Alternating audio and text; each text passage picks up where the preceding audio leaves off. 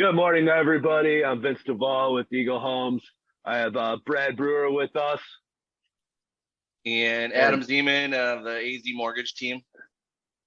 Yeah, so welcome, guys. Today's podcast, we're going to be talking about is fall the best time to sell? When is that best time?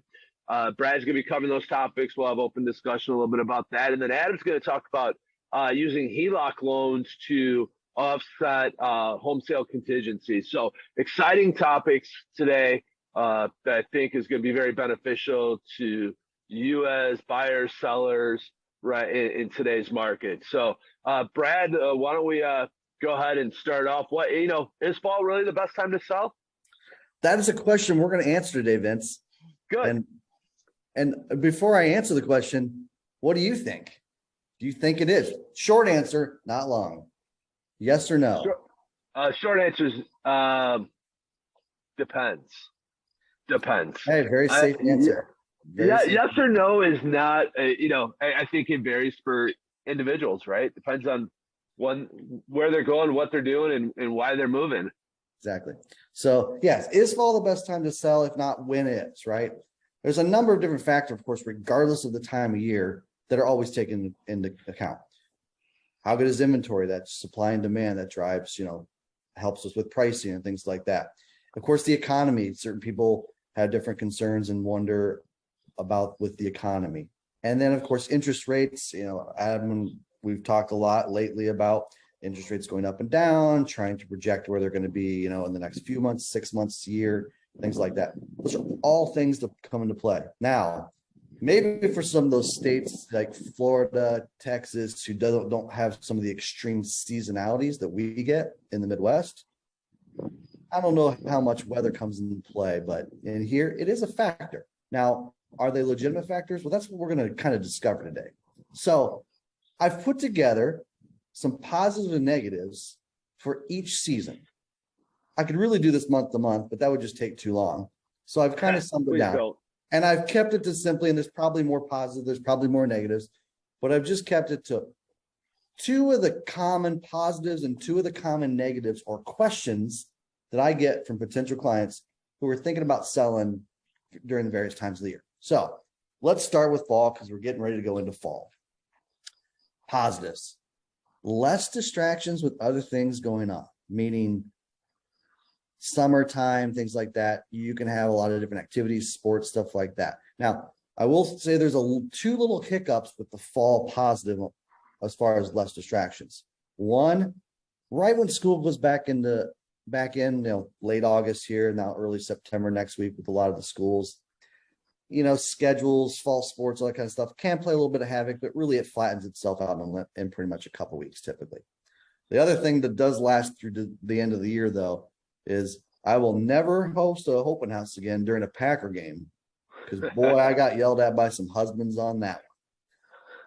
Mistake, honestly, didn't even know my assistant at the time had scheduled it. She didn't really pay attention. I really didn't notice until about that day. I'm like, this is kind of during a Packers game. I wonder how many people are going to show up. Let me tell you, it was zero. Actually, no, I take that back. It was one, and this is why I knew the husbands get pissed because he was not happy with me because his wife dragged him to it. So anyway, well, hey, Brad, you talk about things going on. What about like holidays? We got Labor Day and Thanksgiving during the fall season. Is that also great times or? Yeah, any holiday, which actually kind of nice for us realtors. They're kind of like built-in vacations because people's focus tend to get away from it. Not all, and I've certainly done showings through the holiday weekends. Probably will have one or two this weekend, potentially coming into Labor Day. But it is a little bit slower. People's focus moves to, having fun, especially with school going back into play and spending time with family and friends and stuff like that. So holidays throughout each of the seasons, and we have holidays in every season that do tend to play into it a little bit. Absolutely, for sure. And the other positive, just by the way, for fall is the weather. It's not too hot. It's not too cold. So when it comes to that moving day, unless you get unlucky and it's raining or you're late fall and it actually snows, your weather's bound to be pretty darn good. You're not going to sweat too much if you're doing that move yourself. Negatives, I only had one for fall really, and it really pertains to lake homes. There's always this perception from lake buyers. It seems like, well, now that they're putting the home on the market after the peak season of really enjoying the lake, that price is going to go down. That's not really true, but it's a perception that we have to overcome. So it is something we have to consider. Moving on to winter. Winter is really the positives there. From a seller perspective, you're going to have only your serious buyers in the Midwest, because let's face it, nobody likes to move when it's snowing outside or when it's 0, 10, 20 degrees outside. That's not a pleasant experience. And if it is snowing, it makes it even a little bit more messier, maybe tracking dirt and mud into that new house, and as you're moving out of your old house. So the weather can be the negative part, which is a part of the negatives, to not to jump there. But you really have serious buyers, because their moves are typically not a want, they're a need, a relocation, a need for a downsize, something like that. Life change. So does that mean, in the wintertime, it could be a little more buyers might have the upper hand there? Yeah, not necessarily. They could. And here's when you could, is because you get that tendency a lot of times, when in the wintertime, sellers are hesitant to put their house on the market. And I get it. Most of it, honestly, is driven by who wants to move in winter. Well, neither one of you do. But right, it could play into the buyer's hands because there isn't a lot of choices, or because, nobody really wants to move. I guess it could play into buyers. I think it's really more a benefit to the seller. Okay. Because those buyers are the ones that are really driving this, not necessarily the seller. I mean, it can work both ways, but I've just, through experience, I found that it's actually a pretty good time for the seller, because you don't have the competition of other homes. Okay. Now, the other positive that is the other positive for winter, is the less competition. If there's less homes on the market, there's less choices for the buyers. So it puts your home in a lot better position. And another positive, you don't really have to keep that yard pristine and pretty, do you? And all that. That's true. So that's not bad either. Of course, the negative, we really already touched on those. If moving in the rain is not fun, certainly moving in 0 degrees of snow is not fun either, of course. And then another little thing for when you do have your home on the market in the wintertime, we're dark here by 4:30 in peak wintertime hours. A lot of times because a lot of people work during the day and they can't see the house, they're having to come back multiple times. Maybe once just to drive by during daylight, just to see the outside of the house. And then they could come back during the dark, during the dark, when it's nighttime. And that way they can really truly see the full house. Because I've had that happen quite a few times, where we do an initial showing, we see the inside, but we can't really see much of the outside because it's dark. Maybe it's a rural property. It's not in a lit city or subdivision. So that's definitely a couple other negatives, is just a little extra longer on the process. Now we're going to move into spring. Positives. There's a renewed energy. And what does spring bring? It brings, renewal of the life of the trees, the flowers and stuff like that. But it also, the days are starting to get longer. There's more positive, a lot better energy. I think buyers, because buying is a very emotional thing, you can really catch the buyers on really driving that excitement and emotion about finding that new home and all those other wonderful things that spring has to offer.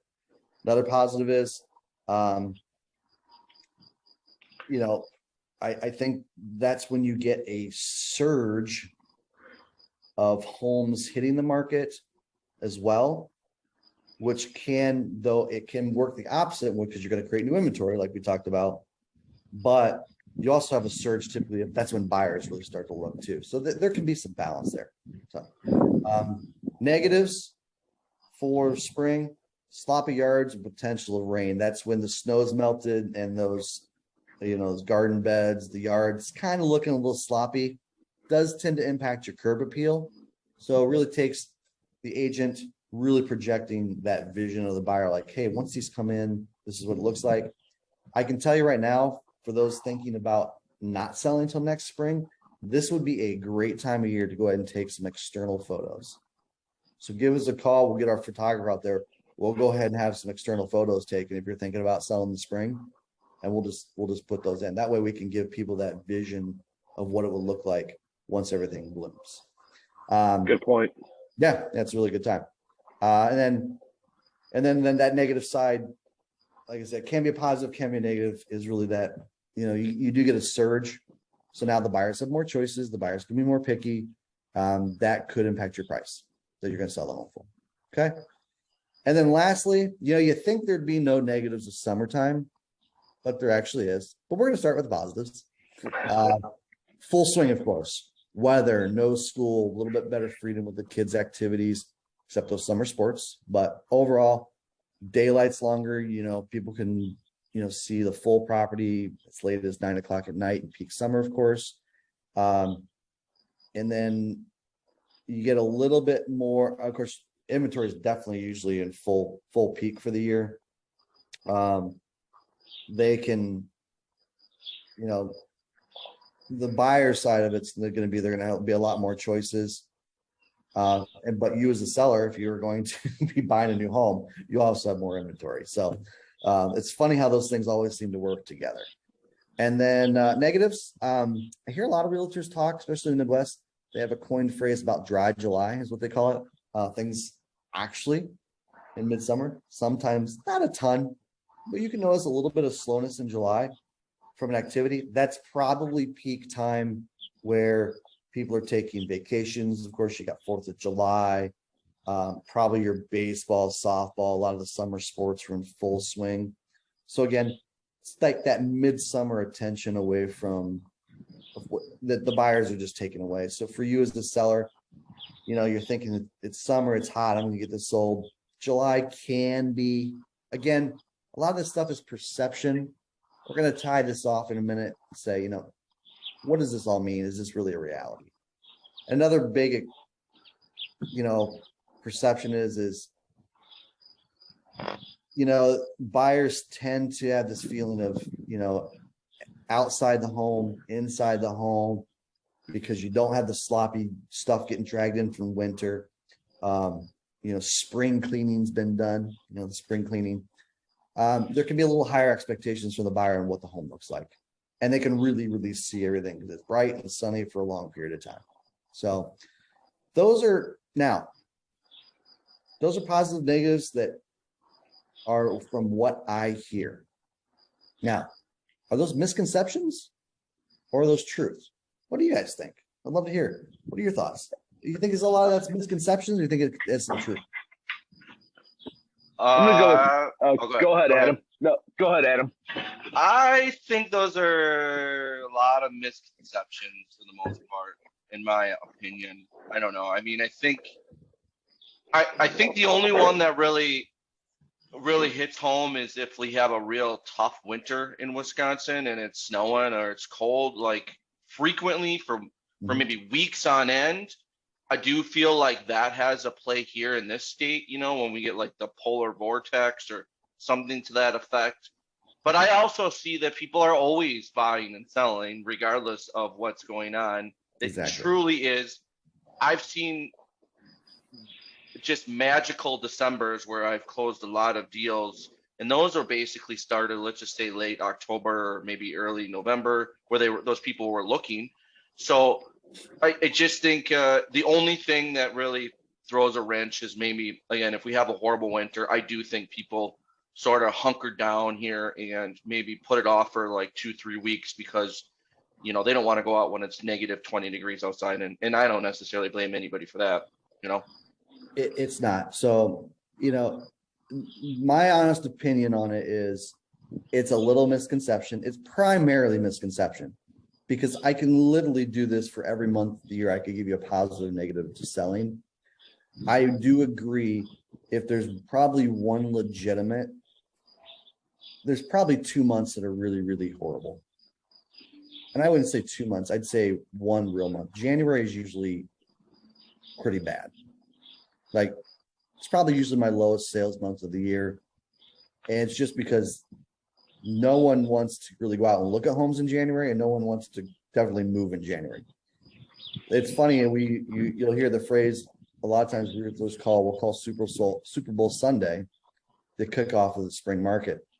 And it really is the case, because unless you're a cash buyer and do want to do a quick close, you start looking at houses Super Bowl Sunday. You got your 20, 30, 45-day close, 60-day close in some areas. You're not closing a move until March, when the weather started to turn anyway. So if I was to pick one month that's like, okay, if I could avoid it, it would be January. Other than that, and to your point with the fall stuff, fourth quarter, October, November, December, those have historically been some of my busier parts of the year, and it's looking like that again this year. So is fall the best time to sell? It's probably one of them. But if in reality, let's just face it.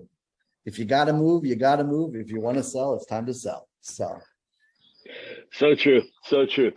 So Adam, when we're talking about selling a home, right, we're talking about, or even buying, you have a home to sell, and we're kind of stuck with how are we going to avoid a home sale contingency. And I know you and I have talked about HELOC loans before. So how do those work with avoiding a home sale contingency? Essentially, so let's just say you have a home and you purchased it 2, 3, 4, 5, 6 years ago. It is highly likely that you have a good amount of equity into that home because of what happened, in the last 2 years. So let's just say you need that home for the down payment. Okay. So a lot of people that will purchase their second home, or maybe even the third home, they're going to parlay that money into purchasing their new home. Okay. So right.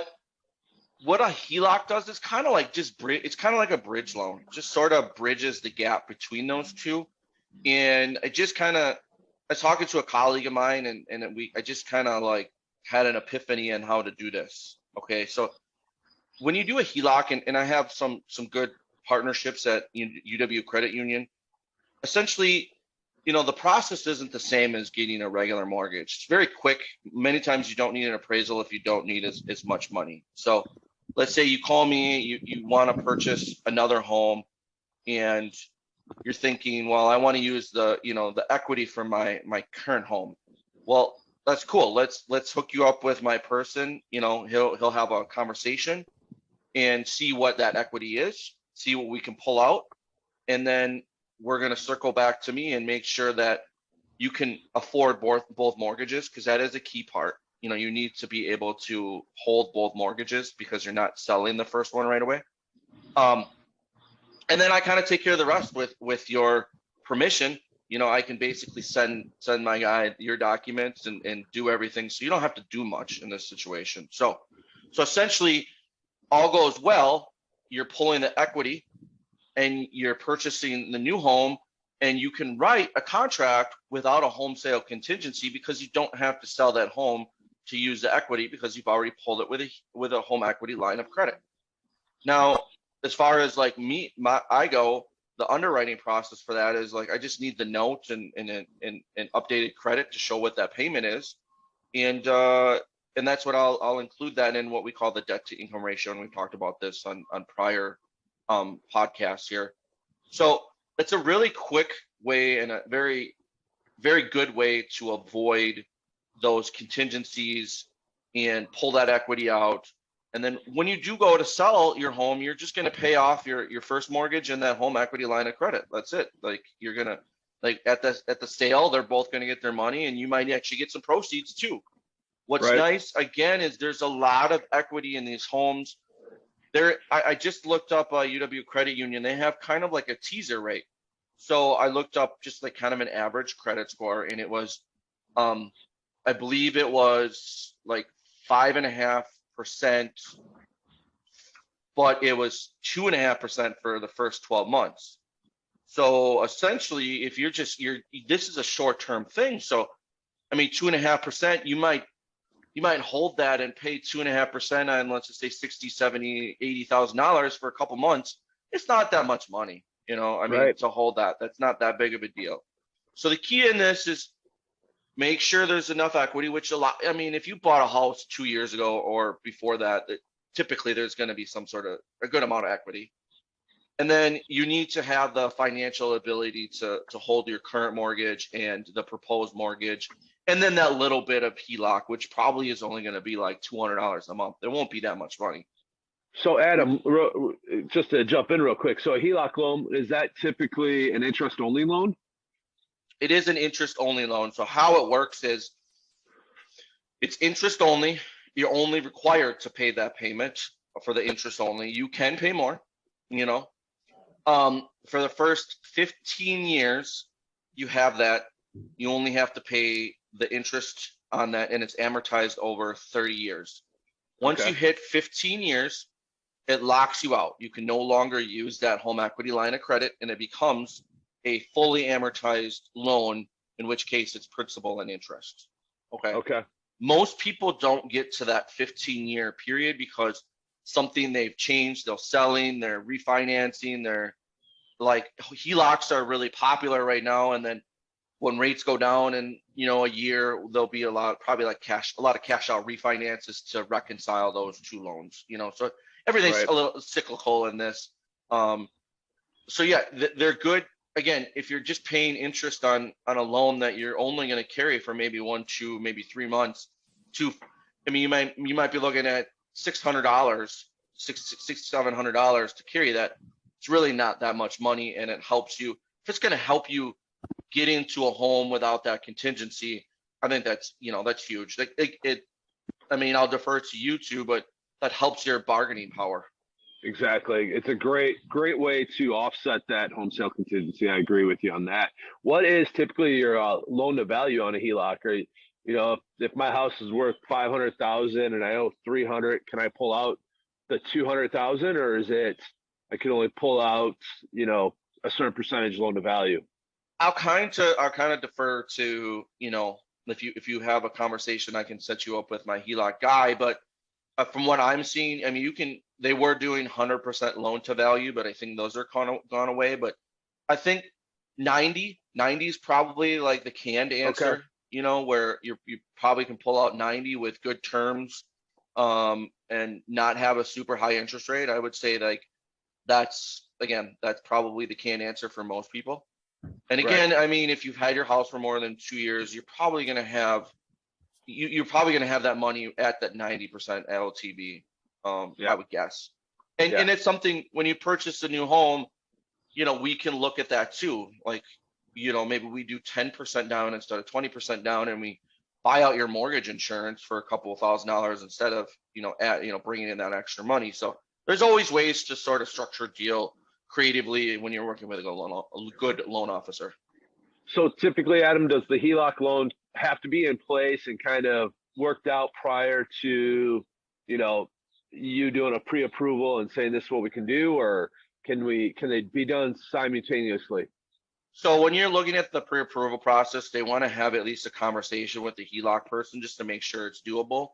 I'm going to take that at faith and just say, hey, that's good to go.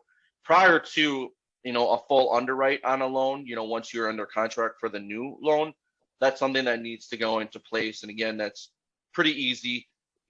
It's something you're setting up with, UWA Credit Union. And again, you can give me your docs and I'll just send it over to because I'm going to have your documents anyways. Right. So I can send it over to him, and the process is much quicker. A lot of times you don't need an appraisal.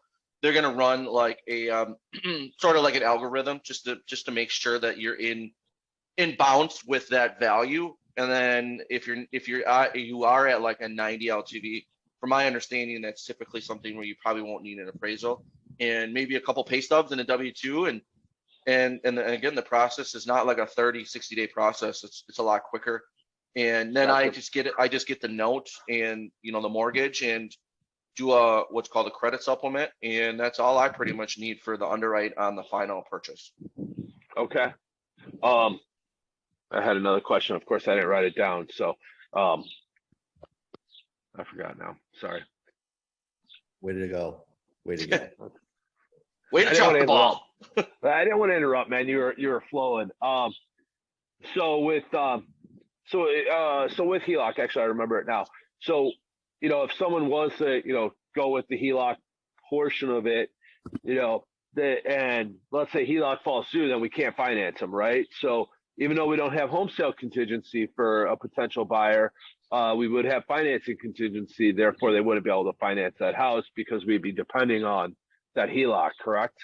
I guess technically, but I think in that situation, I didn't do my job very well. Gotcha. So I wouldn't say that's a plausible scenario for the most Gotcha. part. I mean, I tend to be more conservative. I don't just throw stuff at the wall like a lot of ABC lenders out there. I mean, I'm going to verify certain things. So I would say that's not, unless something happens in your life where like a life-changing event, in which case you probably weren't purchasing that home anyways, like Right. lost your job or whatever. Well, yeah, lost job, divorce, whatever. Yeah, right. But those things could definitely play a huge impact. No, good. And I think HELOCs right now, and especially probably over the last 9 months, have been very vital to people, trying to finance their next purchase. It's a great way to, we did it with our current home here, and it's just a great way to kind of make two ends meet until we can, have that cash reserve. So right. It really does work out. Once you have that HELOC, that's money. That's like cash. You have cash Right. at that point. I mean, you're paying on it, but you have a cash loan that's secured by a house essentially as your collateral. I mean, you would go buy a Maserati if you really wanted to. I mean, like there's nothing that stops you from doing that. So think of it in your head Shelby like Cobra. that. Yeah, there you go. I'm still trying to convince my wife to Shelby Cobra. So yeah, Brad, I have priorities. Yeah, no, great topic today, guys. I definitely appreciate it.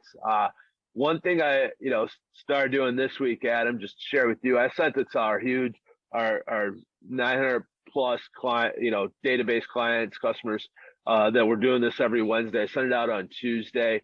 I don't know if you got it yesterday or not, the email, but love to get more, people on this and drive some more conversations, things like that. So continue to share it with your network, and hopefully we can get more people to join us live. If not live, watch it after the fact. I posted on YouTube, Facebook definitely has it saved.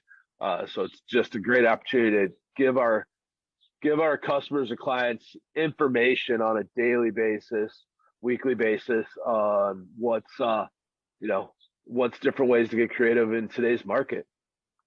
Exactly. Yeah. As usual, I put a link to our website into the comment section for the Facebook Live, as well as our link to our YouTube channel, which houses these and many other real estate tips. And I did make the note that, as always, our consultations, if you go to our website, set up an appointment with either Vince or I, they are always free. I know you see a lot with realtors, put them in kind of free consultation. Their consultations are always free. So that's part of what we do, is help people consult, whether it's immediate need, like I said, or even planning into next spring or beyond. We want to be part of the process and help you prepare, and connecting you with lenders like Adam to assist in the financial process as well. Yeah, and to that point, thanks for bringing that up. I think many banks and most credit unions charge an application fee. You can give me a call and we can do an application. I'm not going to charge you a fee. So that's essentially free also. Great. Awesome. Well, thanks, guys. Another good week here on the podcast. Appreciate your time. Look forward. We're here every Wednesday, 9 a.m. on Facebook Live. Please join us, and we'll see everyone next week. Have a good one, guys. Bye. All right. Have a great week, everybody.